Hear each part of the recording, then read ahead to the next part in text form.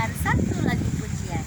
Tetapi sebelumnya jangan lupa di like, share, dan subscribe agar kita tetap bertemu. Bila badai topan menghempas, mengguncang biduk kehidupanmu,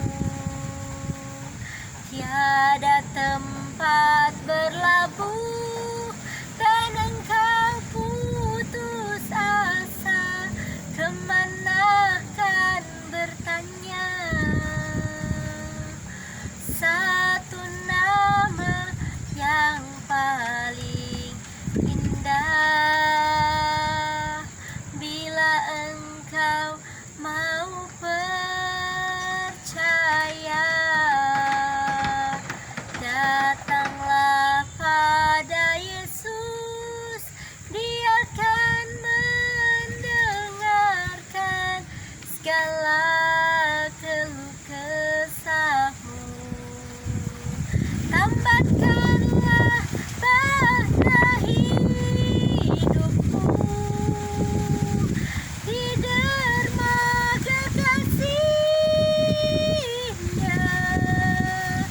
Sandarkan hidupmu dan biarkan Tuhan bekerja di dalammu. Berkacalah dari firman-Nya, jadikan sebagai pegangan.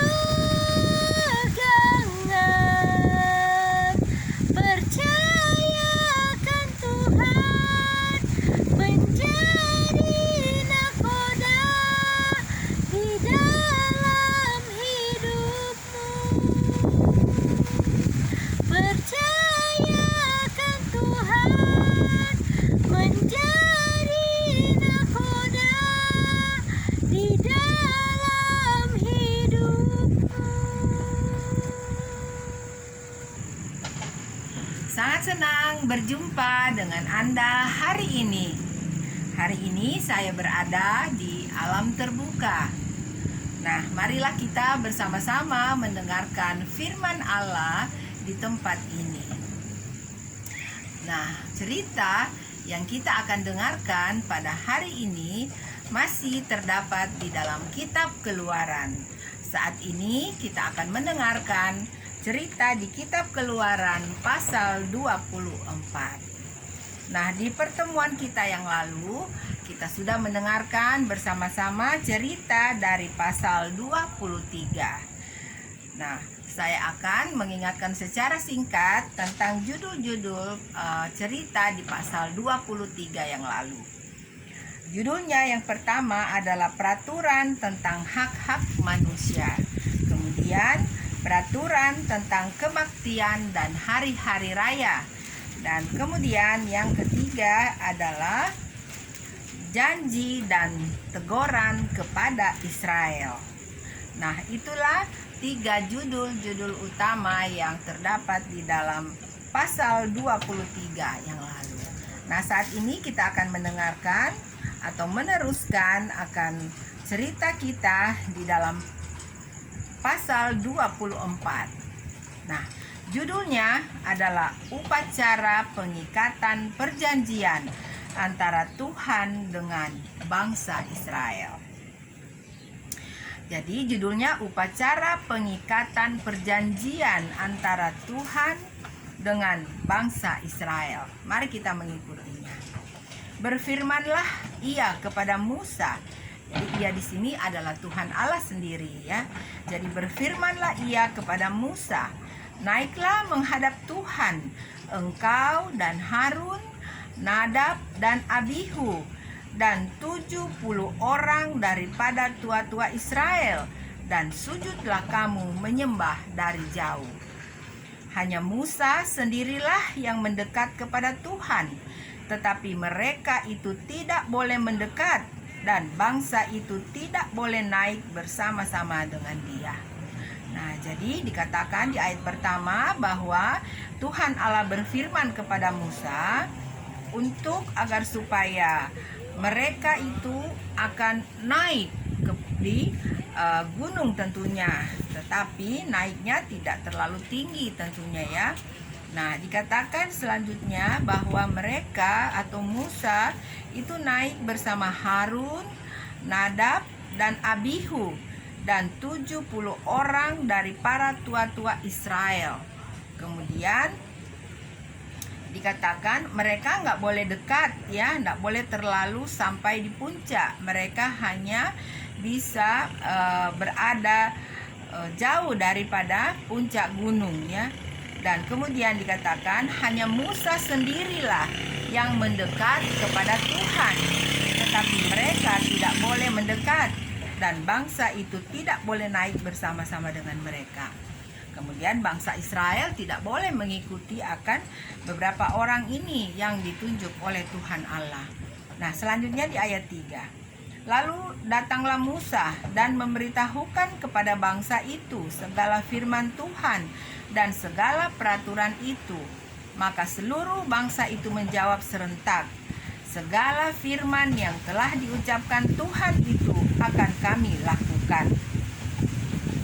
Nah, selanjutnya ayat 4. Lalu Musa menuliskan segala firman Tuhan itu.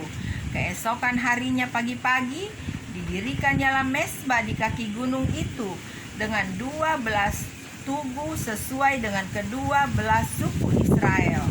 Kemudian disuruhnyalah orang-orang muda dari bangsa Israel. Maka mereka mempersembahkan korban bakaran dan menyembelih lembu-lembu jantan sebagai korban keselamatan kepada Tuhan. Nah, dikatakan bahwa Musa datang kepada bangsa Israel memberitakan firman Tuhan dan segala peraturan itu. Atau saudaraku, kita sudah membaca atau mendengarkan firman Tuhan, peraturan-peraturan firman Tuhan dari pasal 20, 21, 22 dan 23 ya. Nah, jadi segala firman itu yang telah diucapkan oleh Tuhan, dikatakan itu Musa harus beritahu kepada mereka. Dan setelah mereka mendengarkan akan firman Tuhan yang disampaikan oleh Musa, maka mereka mengatakan segala firman yang telah diucapkan Tuhan itu akan kami lakukan. Nah, itu jawaban daripada mereka. Dan kemudian dikatakan pula Musa menuliskan segala firman itu.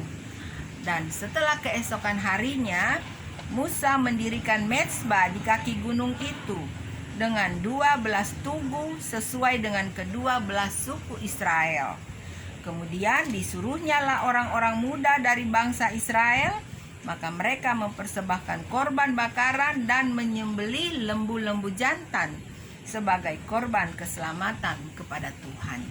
Nah, itulah yang mereka lakukan setelah Musa menyampaikan peraturan-peraturan daripada Tuhan Allah kepada bangsa Israel. Nah, selanjutnya ayat 6. Sesudah itu Musa mengambil sebagian dari darah itu, lalu ditaruhnya ke dalam pasu. Sebagian lagi dari darah itu disiramkannya pada mezbah itu. Diambilnyalah kitab perjanjian itu, lalu dibacakannya dengan didengar oleh bangsa itu. Dan mereka berkata, segala firman Tuhan akan kami lakukan dan akan kami dengarkan. Nah, jadi setelah upacara yang dilakukan oleh Musa dan bangsa Israel, kemudian dikatakan Musa mengambil darah-darah daripada lembu-lembu yang mereka sudah korbankan saat itu. Dan kemudian Musa menaruh di dalam pasu sebahagian dan kemudian sebahagiannya disiramkan pada mezbah yang dimana mereka itu sudah buat. Nah, kemudian setelah itu Musa mengambil lagi kitab perjanjian itu, lalu Musa membacakan kembali kepada bangsa itu. Dan setelah bangsa itu mendengarkan lagi firman Allah yang dikatakan oleh Musa itu, mereka mengatakan bahwa segala firman Tuhan akan kami lakukan dan akan kami dengarkan. Nah, jadi itulah janji ya. Janji yang diucapkan oleh bangsa Israel setelah mendengarkan peraturan-peraturan yang Tuhan Allah telah berikan kepada mereka. Nah, selanjutnya di ayat 8. Kemudian Musa mengambil darah itu dan menyiramkannya pada bangsa itu serta berkata, "Inilah darah perjanjian yang diadakan Tuhan dengan kamu berdasarkan segala firman ini." Dan naiklah Musa dengan Harun, Nadab, dan Abihu, dan 70 orang dari para tua-tua. Lalu mereka melihat Allah Israel, kakinya berjejak pada sesuatu yang buatannya seperti lantai dari batu nilam, dan yang terangnya seperti langit yang cerah. Tetapi kepada pemuka-pemuka orang Israel itu tidaklah diulurkannya tangannya. Mereka memandang Allah lalu makan dan minum. Nah, jadi setelah Musa memercikkan akan darah daripada anak domba itu kepada bangsa Israel, kemudian Musa dengan Harun, Nadab, dan Abihu serta 70 orang dari para tua-tua Israel itu, mereka kemudian melihat ke atas gunung, bahwa mereka melihat akan jejak kaki ya. Dikatakan di sini kakinya berjejak pada sesuatu yang buatannya seperti lantai dari batu nilam. Nah, jadi mereka hanya melihat akan jejak daripada kaki daripada Tuhan Allah yang berdiri di atas batu nilam. Nah, saudaraku, batu nilam ini adalah permata ya, batu permata. Nah, luar biasa saudaraku ya. Jadi saya belum pernah melihat permata yang namanya nilam itu seperti apa bagusnya ya. Tetapi dikatakan di sini batu itu dia terang ya. Dikatakan batu itu terang seperti langit yang cerah ya. Jadi batu itu terang seperti langit yang cerah. Jadi luar biasa saudaraku ya. Jadi itulah yang dilihat atau itulah yang disaksikan oleh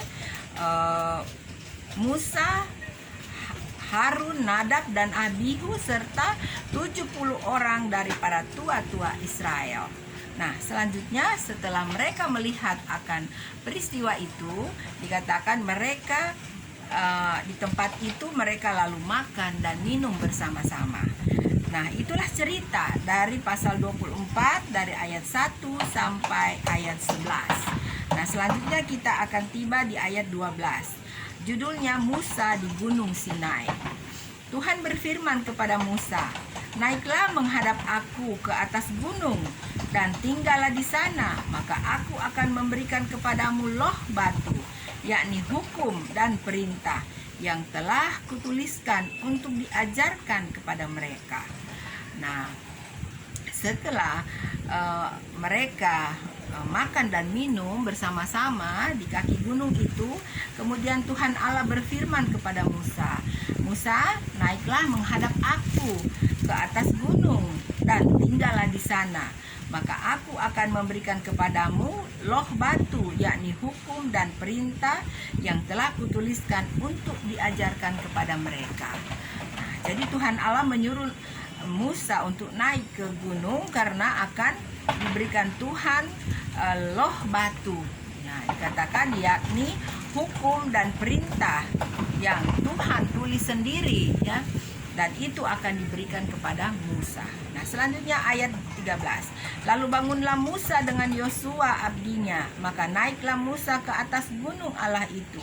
Tetapi kepada para tua-tua itu ia berkata, "Tinggallah di sini menunggu kami sampai kami kembali lagi kepadamu. Bukankah Harun dan Hur ada bersama-sama dengan kamu? Siapa yang ada perkaranya, datanglah kepada mereka." Jadi sekali lagi hanya Musa yang disuruh oleh Tuhan Allah untuk naik ke atas gunung. Ayat 15. Maka Musa mendaki gunung dan awan itu menutupinya. Kemuliaan Tuhan diam di atas gunung Sinai dan awan itu menutupinya 6 hari lamanya. Pada hari ke-7 dipanggilnyalah Musa dari tengah-tengah awan itu. Nah, jadi Musa naik ke atas gunung dan di situ ada awan ya. tetapi Musa belum masuk di dalam awan itu. Dikatakan Musa tinggal dulu 6 hari ya di sekitar awan itu. Nah, kemudian pada hari yang ketujuh barulah Tuhan Allah memanggil Musa untuk datang di tengah-tengah awan itu. Dan ayat 17, nampaklah kemuliaan Tuhan sebagai api yang menghanguskan di puncak gunung itu pada pemandangan orang Israel. Wah, luar biasa ya saudaraku. Jadi bangsa Israel di bawah gunung itu, mereka melihat pemandangan yang sangat luar biasa ya. Yaitu mereka melihat ke atas gunung itu, dikatakan mereka memandang ke atas gunung atau memandang di puncak gunung itu seperti api yang menghanguskan ya. Wah, luar biasa ya. Jadi memang kuasa Tuhan itu seperti api ya saudaraku ya. Jadi kita manusia yang berdosa ini memang tidak bisa melihat, bahkan tidak bisa datang dekat-dekat karena Tuhan Allah kita adalah api ya. Jadi manusia seperti saya dan saudaraku adalah manusia yang masih penuh dengan keterbatasan, penuh dengan kesalahan, penuh dengan dosa-dosa. Jadi kita tidak mampu untuk menghadap kehadirat Tuhan Allah secara langsung ya. Nah, seperti pada bangsa Israel, mereka hanya melihat dari bawah kaki gunung. Nah, selanjutnya ayat 18 sebagai ayat yang terakhir. Masuklah Musa ke tengah-tengah awan itu dengan mendaki gunung itu. Lalu tinggallah di atas gunung itu. Ulang, lalu tinggallah ia di atas gunung itu 40 hari dan 40 malam lamanya. Saudaraku ya. Jadi setelah Tuhan Allah memanggil Musa untuk masuk ke dalam awan yang tebal itu, maka Musa masuk. Dan kemudian Musa berada di dalam awan itu selama 40 hari dan 40 malam ya. Jadi sebulan lebih ya Musa berada di dalam awan yang tebal itu. Nah, saudaraku, cerita yang kita dengarkan ini dari pasal 24, ayatnya hanya dari ayat 1 hingga ayat 18. Nah, yang mana menceritakan bahwa Tuhan Allah memanggil Musa ke atas gunung untuk memberikan loh batu atau hukum-hukum Tuhan kepada Musa melalui loh batu yang akan ditulis oleh tangan Tuhan. Nah, inilah cerita yang kita sudah dengarkan saudaraku. Jadi nanti pada kali yang berikut, pada perjumpaan kita lagi, kita akan mendengarkan cerita selanjutnya ya. Jadi bagaimana nanti kita akan mendengarkan bagaimana loh batu yang sudah diberikan oleh Tuhan Allah itu kepada Musa dan disampaikan kepada bangsa Israel. Nah, saudaraku, saya berharap saudaraku sudah bisa menyimak akan cerita yang baru saja kita dengarkan ini bersama-sama. Nah, kiranya saudaraku mau mengulangnya kembali, bisa diulang atau dibaca kembali. Nah, saudaraku, terima kasih sudah bersama-sama dengan saya untuk mendengarkan firman Tuhan. Kiranya kasih sayang Tuhan selalu menyertai saudaraku dimanapun saja berada. God bless you. Bye.